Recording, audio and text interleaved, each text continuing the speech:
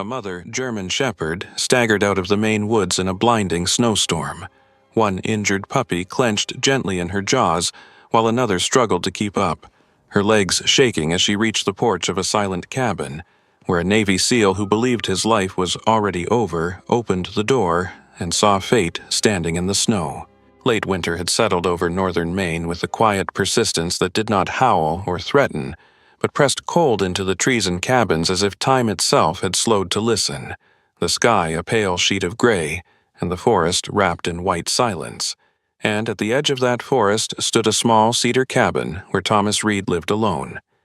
A man in his early 40s whose body still carried the disciplined strength of a former Navy SEAL. Tall and broad through the shoulders, with a weathered face carved by wind and years at sea. A short, dark beard streaked faintly with gray along the jawline, and eyes the color of steel that had once held command and certainty but now rested in a guarded calm shaped by loss. Thomas had returned to Maine after his discharge, choosing isolation over noise. Days measured by chores and long nights by a wood stove, his posture straight out of habit, his movements economical, yet something inside him remained collapsed, a quiet hollow left behind after the slow illness that had taken his only son years earlier. An illness that had taught him the cruel rhythm of hope and disappointment until the day the hospital room went silent, and since then Thomas had learned to move through the world without expecting to be needed, a skill he wore like armor. That afternoon, the wind thickened and snow fell heavier, brushing against the cabin walls in soft, persistent taps, and Thomas was stacking firewood when he heard a sound that did not belong to weather or forest. A low scrape followed by a faint whine, thin and uneven, coming from the front porch. An instinct stirred before thought, the same instinct that had once pulled him from sleep at the smallest irregular sound. So he straightened, wiped his hands on his coat, and walked toward the door with measured steps. When he opened it, the cold rushed in, sharp and clean, and there on the porch stood a German shepherd mother dog, her coat thick but matted with ice and snow, black and tan dulled by frost, her body trembling not from fear alone but exhaustion. And clenched gently in her mouth was a small puppy, no more than a few weeks old, its hind leg twisted at an unnatural angle, and a dark stain of dried blood frozen into the fur along its side, while behind her another puppy struggled forward through the snow. Smaller and lighter in color, its paws slipping as it tried to keep up, each breath shallow and uneven. The mother dog's eyes were deep amber and wide, not wild but alert, carrying the kind of awareness born from protecting something fragile for too long without rest. And she did not growl or retreat. She simply stood there, holding the injured pup with careful precision, every muscle taut,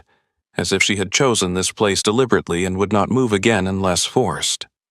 Thomas felt something tighten in his chest,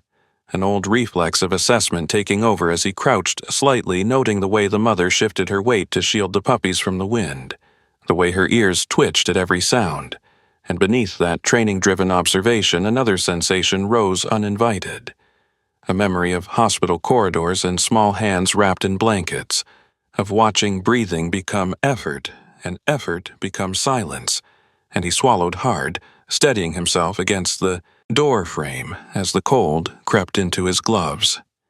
He spoke without raising his voice, low and even, the tone he had once used with frightened civilians and wounded teammates, telling her she was safe here, that she could rest, though he did not yet know if it was true, and the mother dog took a single step forward, the boards creaking under her weight, her paws leaving wet prints that filled instantly with snow until she reached the edge of the threshold and gently lowered the injured puppy onto the porch, nudging it with her nose before lifting her gaze to meet Thomas's eyes. In that look there was no aggression, only a raw, pleading intensity that carried trust and desperation together.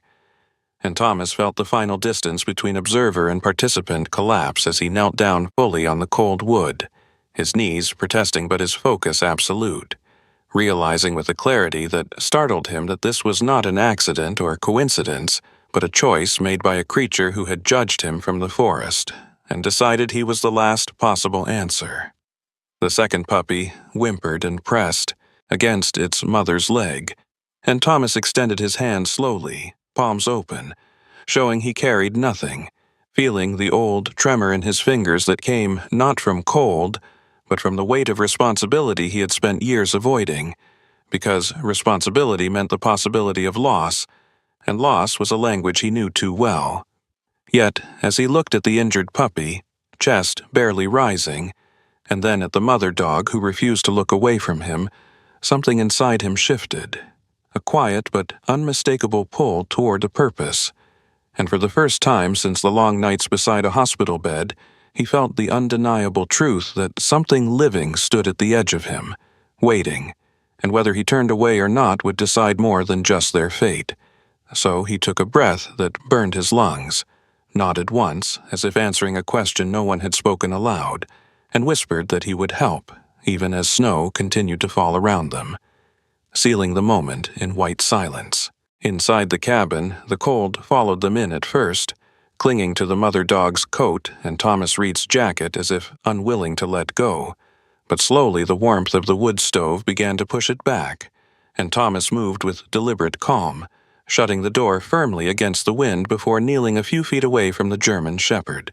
careful not to crowd her, aware that fear often lived in the smallest distances. The cabin itself was simple and worn, built decades earlier by hands that valued function over beauty, its pine walls darkened by smoke and time, the air carrying the scent of wood resin and old coffee grounds. And as Thomas shrugged off his coat and gloves, his frame looked even broader in the firelight. A man shaped by years of physical discipline, his shoulders squared by habit rather than pride,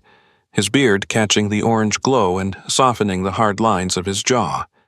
He fetched a stack of wool blankets from a cedar chest, spreading them slowly across the floor near the stove, then stepped back and waited,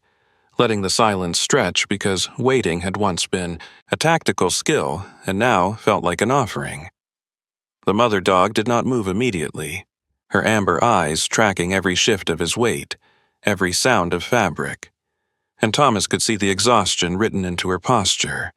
the slight sway in her legs as she stood guard over the puppies, one pressed close to her chest, while the injured one lay where she had placed it, its breathing shallow and uneven, each rise of its ribs a fragile effort. Thomas spoke again, not loudly, but steadily, introducing himself as if names still mattered, and, though the dog could not understand the words, she seemed to read the tone, the absence of threat,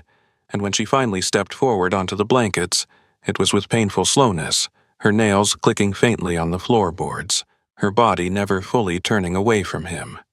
Thomas reached for a small first aid kit kept in a drawer near the sink, its contents sparse but orderly, and he returned to sit cross-legged on the floor, lowering himself to the dog's level, placing the kit beside him without opening it, because he knew the order mattered, that trust had to come before touch. It was then, watching the mother dog lower her head briefly toward the injured puppy and nudge it, that he murmured names almost without thinking, testing them quietly in the air, calling the mother Grace because of the way she had carried herself through the storm, naming the injured pup Lily for the pale softness of her fur beneath the blood, and the smaller, uninjured one, Noah, for his stubborn insistence on surviving the walk from the woods, and though the names were nothing more than breath and sound, they anchored something in Thomas, a reminder that naming was an act of care, of recognition. Grace stiffened when he finally reached toward Lily, but Thomas stopped his hand inches away and waited, his palm open, fingers relaxed, eyes lowered slightly to avoid direct challenge. And after a long moment, Grace exhaled, a deep, shuddering breath, and did not block him when he gently touched Lily's side, his movements precise and light, the way he had learned long ago handling wounded men who could not afford more pain. Lily whimpered faintly, but did not pull away, and Thomas could see the swelling along her hind leg, the unnatural angle that spoke of a fall or a trap, and he worked slowly, cleaning what he could, wrapping the limb just enough to stabilize it, speaking in a low voice not to soothe the dog so much as to steady himself, because his hands remembered too well the weight of small bodies that did not survive despite care. Grace hovered close, her head low, eyes never leaving his hands, and when he finished and leaned back, she remained standing, muscles taut, until finally her legs seemed to give way beneath her and she lowered herself onto the blankets with a quiet, defeated sigh, positioning her body so both puppies were tucked against her belly. It was only then that Thomas allowed himself to breathe fully, the tension easing from his shoulders as he leaned back against the hearth, aware of the strange intimacy of the moment,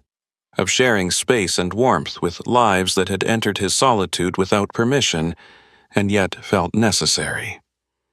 Outside the storm continued, but inside the cabin time stretched differently, measured now by the crackle of the fire and the soft sounds of breathing, and Thomas fed the stove with another log, careful to keep the light low and steady. Hours passed unnoticed until he realized the sky beyond the small kitchen window had deepened into a darker gray, the kind that came before nightfall. And it was then that he noticed something he had not expected, the steady glow of headlights cutting briefly through the trees outside, slowing near the cabin before stopping altogether. The knock that followed was tentative, respectful,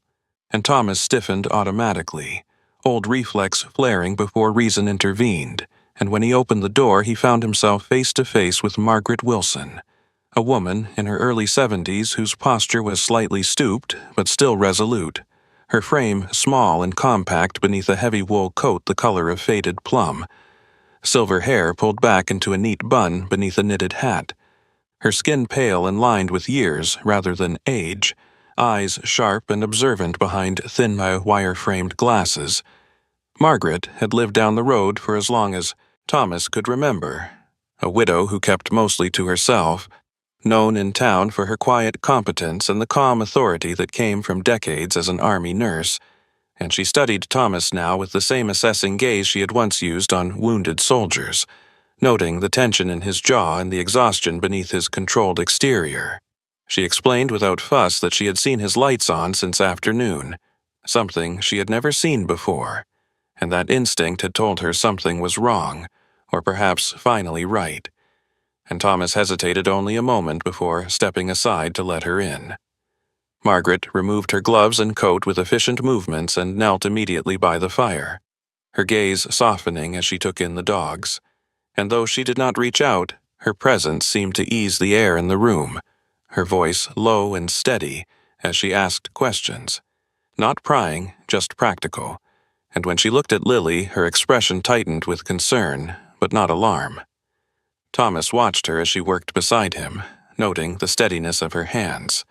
the way she moved with familiarity. Through limited supplies, and something about her reminded him of a different kind of strength, one that endured rather than advanced. As evening settled fully around the cabin and the storm pressed close against the walls, Grace lifted her head briefly and looked between Thomas and Margaret, then lowered it again, her body finally relaxing enough to rest. And Thomas felt a quiet, unmistakable shift settle into the room, fragile and tentative, but real, as the fire burned on and the first threads of trust took hold. Night settled fully around the cabin as the storm eased into a quieter, heavier cold, the kind that pressed inward rather than raged. And inside the single-room space the fire burned low and steady, its light revealing the strain that had crept into the small family by the hearth, because Lily's breathing had changed, becoming shallow and uneven, her small body burning with a heat that did not belong in winter, and Thomas Reed noticed it with the same sharp attention that had once kept men alive under his command. He crouched beside her, running his hand carefully along her side, feeling the tremor beneath her skin and the unnatural warmth that made his stomach tighten, and though he kept his face composed, his thoughts raced. Inventorying the contents of his sparse supplies, the limited antiseptic, the bandage he had already used, the absence of antibiotics, and with that realization came a familiar sense of helplessness, a cold echo of nights spent watching machines breathe for his son while doctors spoke in cautious phrases. Grace sensed the shift immediately, lifting her head, ears twitching, her body angling protectively over Lily as Noah pressed closer, and Thomas forced himself to slow his movements, knowing panic would only deepen her fear, speaking softly as he added another log to the fire and fetched water to cool Lily's paws and belly, doing what he could while knowing it might not be enough. Hours stretched, measured by the crackle of wood and the ticking of the old clock above the sink, and it was sometime deep into the night when the knock came again, firmer this time. Purposeful rather than tentative, and Thomas did not hesitate before opening the door to find Margaret Wilson standing on the porch, her cheeks flushed from the cold, her silver hair escaping its bun beneath a wool scarf, eyes alert despite the late hour, a weathered canvas medical bag slung over her shoulder. Margaret had not gone home after the earlier visit, but instead returned to her house with a growing unease she could not shake, the kind of intuition honed during years as an army nurse when silence often meant trouble, and she wasted no time with greetings, stepping inside, removing her coat, and kneeling beside Lily with practiced efficiency, her hands steady and warm as she assessed the puppy's condition, murmuring observations under her breath about fever and infection, about how long the injury must have been untreated. Thomas watched her work, noting the contrast between her small frame and the authority of her presence. The way her lined hands moved with confidence earned in field tents and crowded wards, and when she asked for hot water or cloth he moved instantly, grateful for instruction, grateful not to be alone in the decision-making. Grace hovered close but did not interfere, her amber eyes flicking between Margaret and Thomas, and when Margaret spoke to her, her voice low and reassuring, Grace's posture softened just enough to allow the older woman's hands near Lily. They worked together through the night, cooling Lily gradually, crushing what limited medication Margaret had brought and diluting it carefully, coaxing small sips of water into the puppy's mouth. And between those tasks, the quiet filled with words that had been waiting years to be spoken because as the night wore on and the fire burned lower, Margaret began to talk. Not as a distraction, but as a natural unfolding, telling Thomas about her husband, Robert Wilson, a man she described as tall and narrow-shouldered, with sandy hair and a crooked smile, drafted young and sent to Vietnam, where he learned to joke softly to hide fear, where he survived the war only to come home changed, quieter, more distant, carrying memories he never named, and how he died years later from complications that traced back to those days, leaving her alone in a house full of echoes.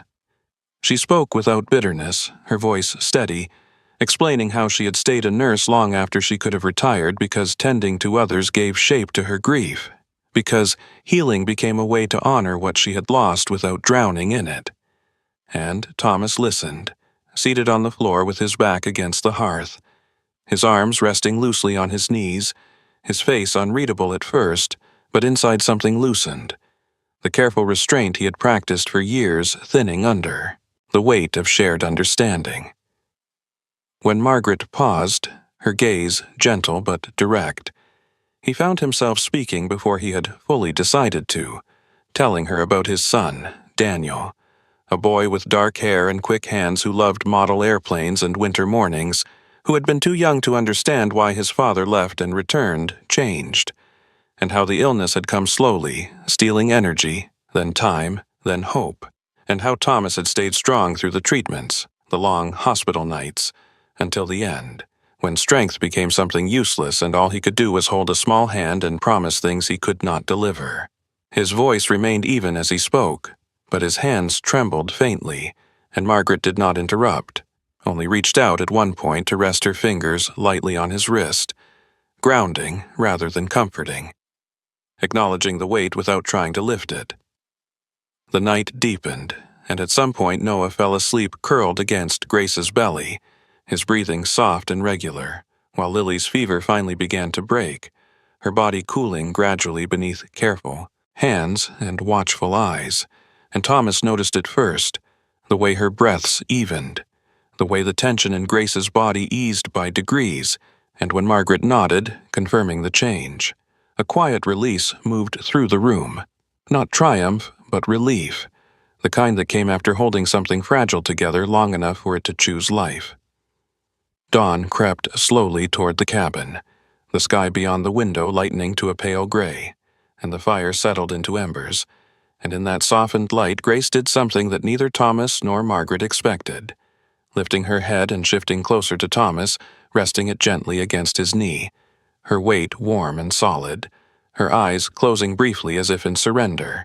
and Thomas froze at first, then slowly placed his hand on her head, feeling the coarse warmth of her fur beneath his palm, a simple contact that carried more meaning than words, and he understood it instinctively as thanks, as trust, as acknowledgement, and he bowed his head slightly, breathing out, letting the moment settle, knowing that something had changed irreversibly not just for the dogs, but for himself, because in tending to Lily through the night he had stepped back into the space he had fled, the space of care and risk and attachment, and as the first weak light of morning touched the frost-laced window, the three of them remained there by the hearth, bound by shared vigilance and the quiet understanding that survival, when it came, often arrived hand in hand with vulnerability. Morning arrived quietly over the Maine woods, pale light filtering through frost-laced branches and settling against the cabin like a held breath, the storm of the previous night having left behind a deceptive calm that made the world seem gentler than it was, and Thomas Reed stood at the small kitchen table pouring coffee when the sound of tires crunching over packed snow reached him. A sound too deliberate to belong to a passing neighbor, and before instinct could fully surface, there came a firm knock at the door. Official in its rhythm,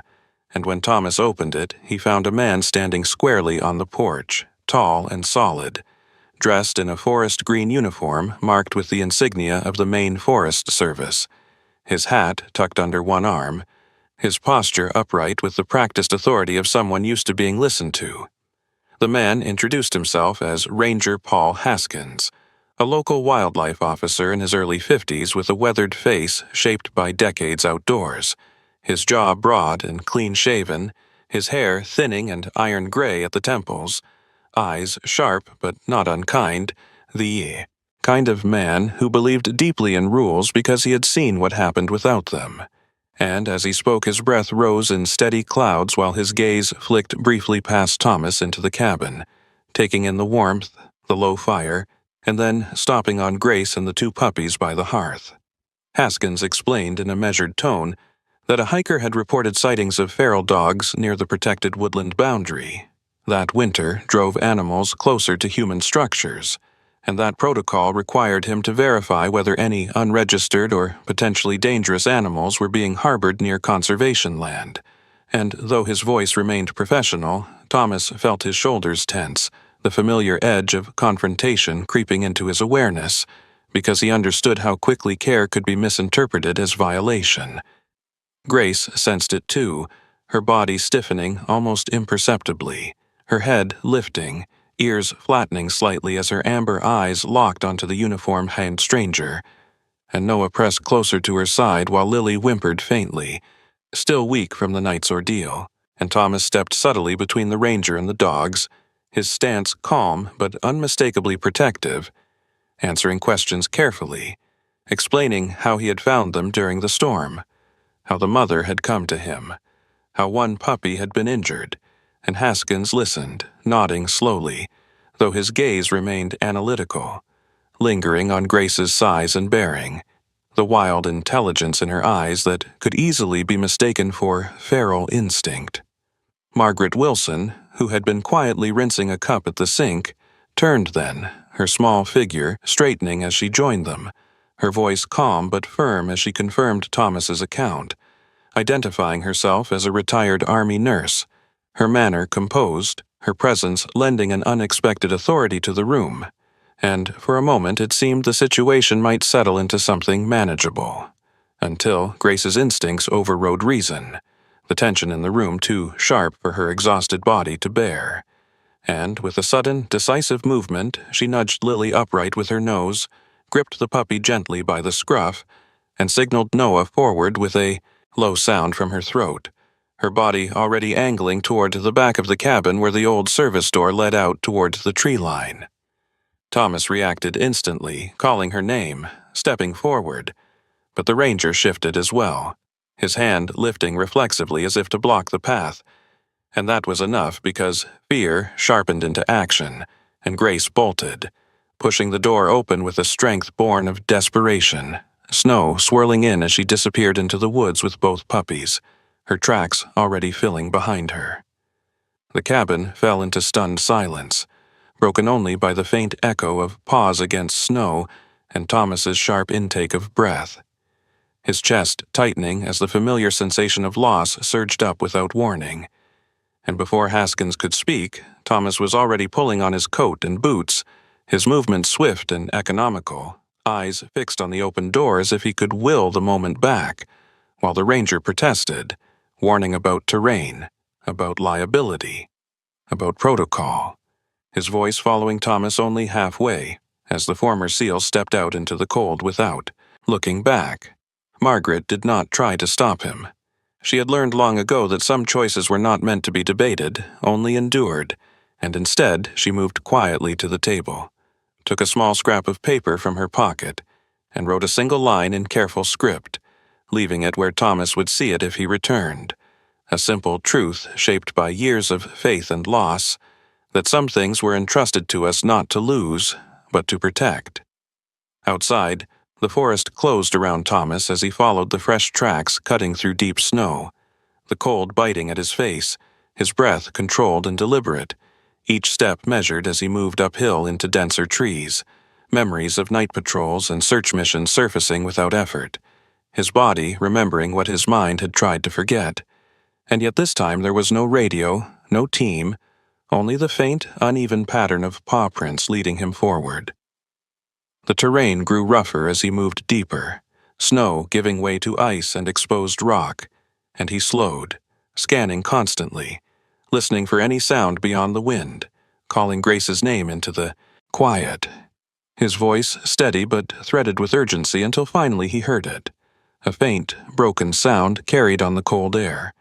a whine that spoke of exhaustion and pain, and he followed it to a shallow rock hollow formed by fallen stone and drifted snow, where Grace lay curled protectively around the puppies, her body shuddering with fatigue, her chest rising shallowly, Lily barely moving against her side. Thomas dropped to his knees without hesitation, the cold seeping instantly through his clothes as he gathered them carefully into his arms, murmuring reassurance not only to Grace but to himself, feeling her weight, lighter now, alarmingly so, and the fragile warmth of the puppies pressed against his chest as he shielded them from the wind, aware with sharp clarity of the risk he was taking, but equally aware that there was no alternative. He rose slowly, turning back toward the cabin, the forest seeming longer and steeper on the return, every step deliberate, every breath burning. But he did not stop, because stopping would mean surrender, and when at last the cabin came back into Hashid, view through the trees, smoke rising thinly from the chimney,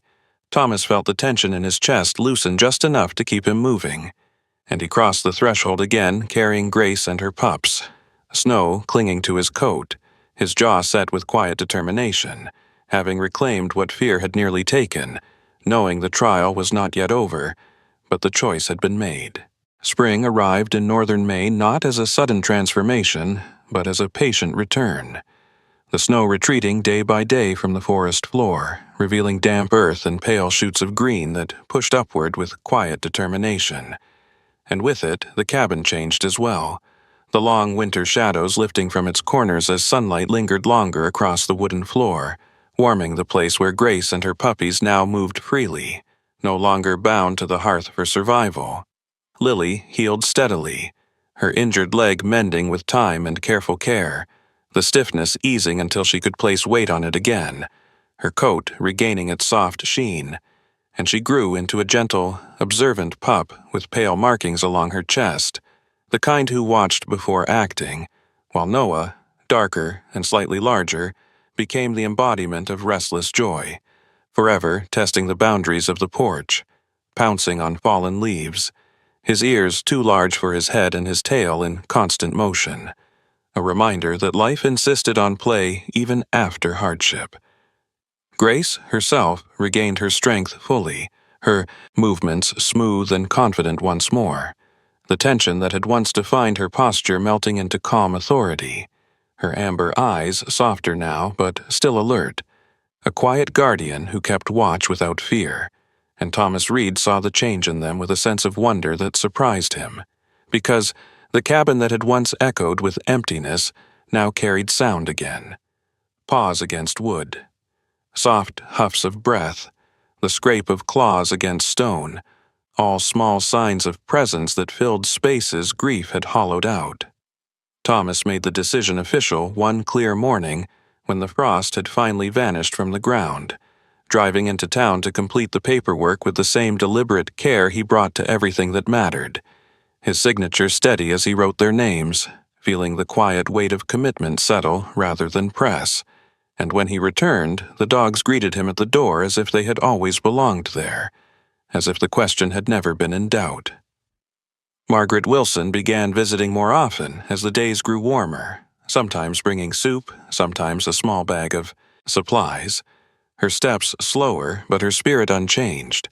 her silver hair catching the sunlight when she sat on the porch, and over cups of tea they spoke of ordinary things at first, the weather, repairs the cabin needed, stories from town, until gradually the deeper conversations returned, not as confessions but as shared understanding, the kind that did not need to be named to be real, and Thomas found that he no longer braced himself for her arrival or her departure, no longer measured time by solitude, because companionship had slipped into his life without demand or drama. Together they began to notice other needs in the area, dogs abandoned when winter grew harsh, animals left behind by families who could no longer care for them. And with Margaret's encouragement, Thomas cleared an old shed near the tree line, reinforcing it, adding fencing, turning it into a simple shelter where warmth and safety were guaranteed, not grand or ambitious, just enough. And when Ranger Paul Haskins returned weeks later, no longer in response to a complaint but to check on the land after the thaw, he paused at the sight,